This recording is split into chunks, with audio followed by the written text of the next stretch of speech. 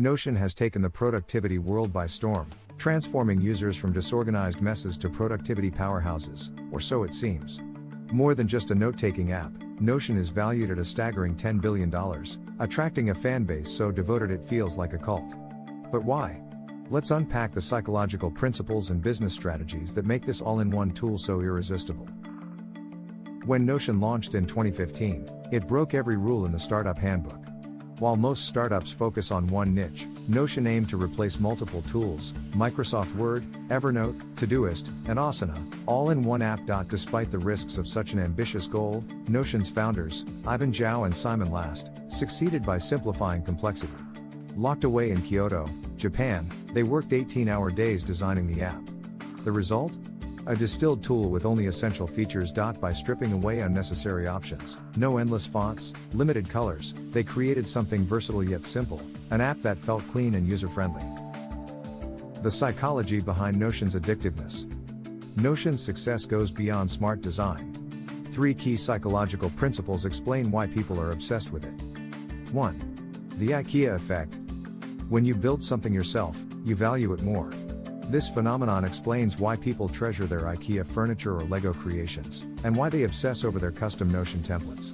Notion users spend hours creating hyper-personalized systems to organize their lives. These systems feel uniquely theirs, giving users a deep emotional attachment to the app. Unlike pre-built tools, Notion encourages creativity and ownership, fueling its loyal fanbase. 2. Maslow's hammer. Known as the law of the instrument, this bias suggests that when you have a familiar tool, you try to use it for everything. Notion exemplifies this. People use it not just for notes but as a CRM, a task manager, and even a personal journal. Its flexibility invites users to solve every problem with Notion, even when it's not the best tool for the job. 3. The metagame. The metagame is everything surrounding the tool itself: tutorials, templates, strategies, and communities. Notion thrives because it has inspired an entire ecosystem of YouTube videos, online shops selling templates, and companies offering Notion-based services. This metagame turns users into creators and contributors, promoting Notion indirectly while giving users a sense of belonging and purpose. The paradox of productivity. Ironically, Notion's flexibility can lead to unproductivity. Users often spend more time perfecting their systems than actually working. Yet, this isn't necessarily a drawback. The process of tweaking and customizing brings users fulfillment, making productivity itself feel rewarding. The genius business strategy, product-led growth. Notion's meteoric rise is also due to its clever business model.